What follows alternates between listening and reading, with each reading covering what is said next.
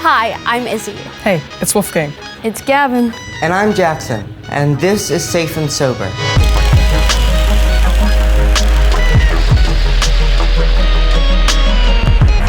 Today, we're going to take a look at how the choices we make can have a major impact on our lives, our communities, and the people we care about. We'll start by talking about some of the real consequences of drinking alcohol. Next, we will hear from some high schoolers who will share their first-hand experiences and offer us some advice. Then we'll check out an interview with a Missouri Highway Patrol officer. But first, let's learn the facts about alcohol and underage drinking.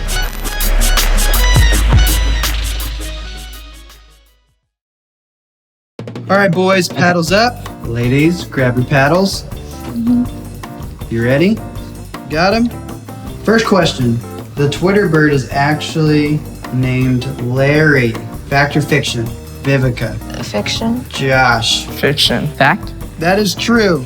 The Twitter bird is named Larry. It's named Larry? What? Next question.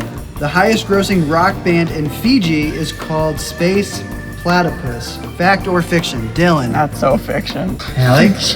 Fact. It is not.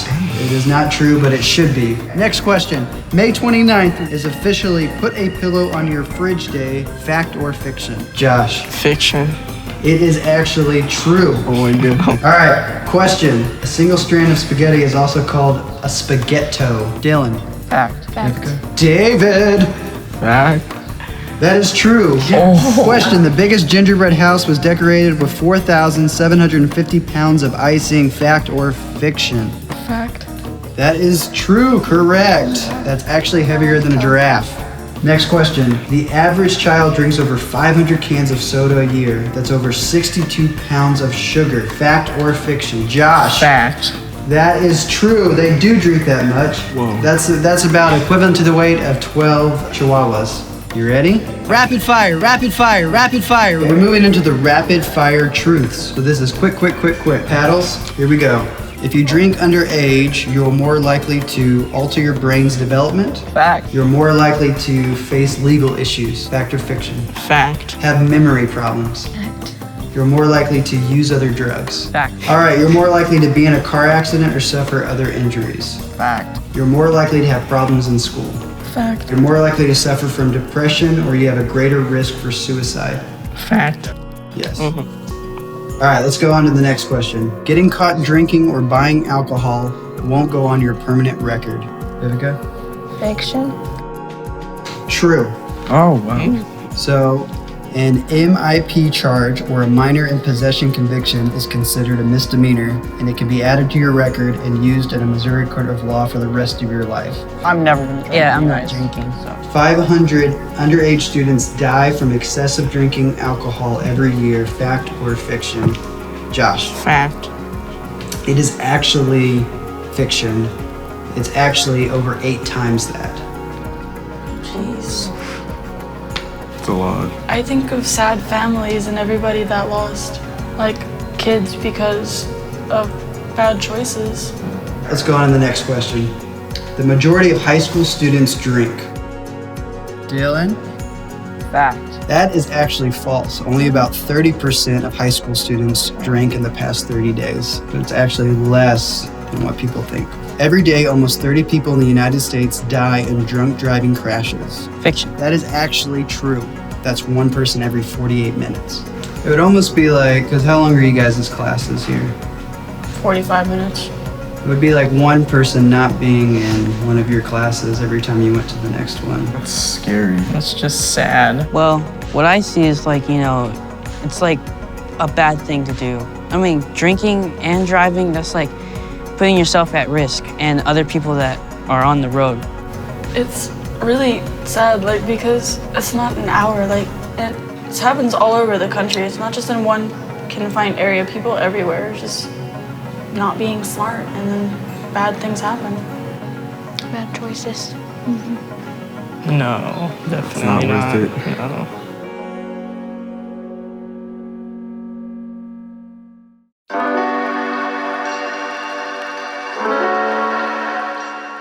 Whoa, that was a lot of information.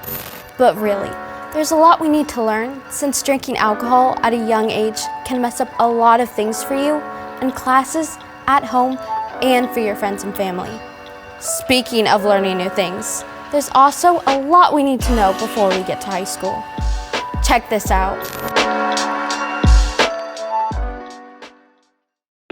My name is Will. My name is Bailey. My name is Kevin. I'm in 11th grade. I will be a senior. I'm going to be attending WashU next year, studying biology on a pre-medical track. And I would describe myself as somebody who's passionate and determined. No, I feel like I'm to treat others kindly, get to know their lives, I guess. People tell me that yellow is my aura. I really love elephants. I really like music. I really like speech debate. And English and history are my favorites, but science and math are very difficult for me. The hardest thing for me has been realizing that's not my strong suit and that's okay. I'd say I'm really known for being a goofball or a class clown. I love people. I love to try and find a laugh in all scenarios. I feel like I have friends that are good influences on my life and I can just be with them, and I feel like they have a good reflection on how I am today. I think that the choices that I've made over the course of high school have really opened up a whole new world for me. A few years ago, I didn't expect that I would be going to college, and now I'm going to a top school, and I've been a really big influence in my community. Fears in high school, I guess, are just not being able to pass a class, just getting through it.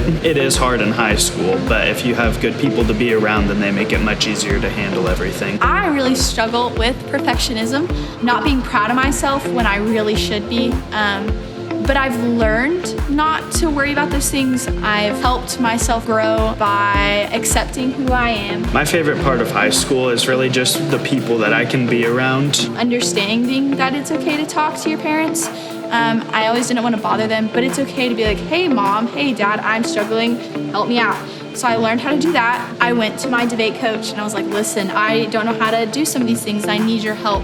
And so finding a person at school that's an adult helped me phenomenally. If you're an underclassman, finding a senior or a junior helped me a lot. When I came in, I had a little group of senior girls that were always there for me and were like, how are we doing today? Staying safe and sober, I guess, has really just given us something else to look at. We can have a good time without the abuse of it, like drugs or alcohol in our lives, and we can still have a good time and find what we like to do. I really want to make a difference in the world by showing people education matters, learning from your mistakes matters, and that you can really turn any bad situation into a good one if you put your work in for it. Instead of going towards alcohol or drugs or vaping, I think that I went towards music. I went towards my church. I went towards my friends. In my freshman and sophomore year, I wasn't surrounded by the best people. I believe that I overcame peer pressure by finding friends who I wanted to be like. And I believe that the statement that you are who you surround yourself with is very true.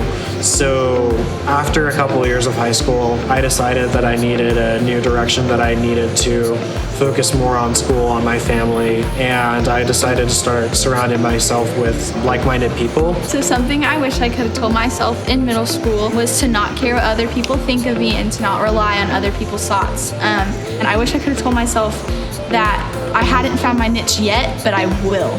I would go back and tell my middle school self, just live how you want to live and live who you want to be like, and don't let others change who you want. That's what I learned out of high school.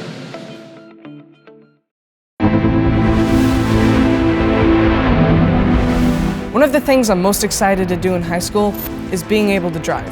Being a good driver means obeying the law. That means drunk driving is out of the question, and riding with someone who's been drinking is just as dumb. Let's hear about someone who helps keep drunk drivers off the road in Missouri.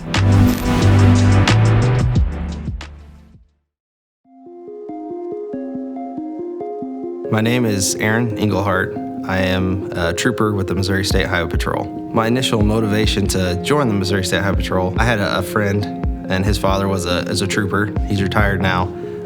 Speaking with him and just being around him, it influenced me to want to make this career choice. I've been a trooper in Jackson County for 6 years. The record that I hold is for the most DWI arrests in a single year for the Highway Patrol. In 2015, it was 175 arrests in a year. And then in 2017, I broke my own record. It was 181 arrests. To date, I've got to have a total of 700 DWI arrests. I knew this is what I wanted to do for us to look for intoxicated drivers. So I made that a priority from day one. DWI charge is a driving while intoxicated charge. That can be alcohol or drugs. For a DWI offense, for a first offense, you're looking at, it's a Class B misdemeanor. So you're looking at up to 6 months in jail and a possibility of up to $1,000 in fine. I've stopped and arrested minors for driving while intoxicated. I mean, it's processed just like an adult would be. You're gonna face the same consequences, plus they're gonna be stiffer on your license because you are a minor. Basically, I'm looking for moving violations and multiple moving violations. And it's not necessarily the violation itself, it's more how they did it than what they did in a lot of instances. It was just last year, 2018, it was 1 out of 3 cars that I stopped where I arrested for driving while intoxicated. This tells me that there's way too many out there. You run into these people way too much. It is a completely preventable thing, so it gets kind of frustrating when there's that many folks out there. What keeps me inspired, every time we go to a crash that involves an intoxicated driver, there's no reason for it. It's preventable. There's more work to be done. A crash that is probably the most impactful to me that involved an intoxicated driver was on I-70. It was in 2016. It was an intoxicated driver. It ended up being his 5th or 6th offense. He didn't have a license. He rear-ended another vehicle, killed 2 children, paralyzed the dad from the neck down, and the mom was seriously injured as well. But actually dealing with it is it tears at you. It's very frustrating.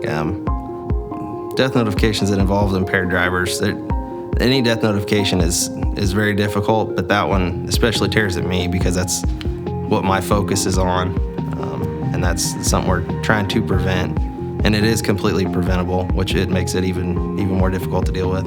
Teens that think it's okay to ride with a drunk driver, it's just as dangerous as if you're driving yourself as if you're impaired. I don't think there's a parent out there that's going to be mad at you for calling for a ride because your ride is impaired. There's no excuses for drinking and driving. Drinking and driving is preventable. Just traffic crashes are preventable. They're choices that you make. The main things I would tell, let's say a 5th or a 7th grader, to inspire them is to know their decisions don't just affect them. I would encourage a teen to take a pledge to be safe and sober, just for sheer accountability. You're gonna have peer pressure growing up. You're gonna have friends that are drinking, and it's accountability for you to make sure you stay on the right path.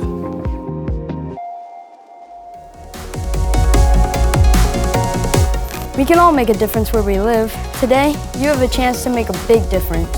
You have the opportunity to take the pledge to be safe and sober. Protect yourself, your friends, and your family. Choose to be safe and sober.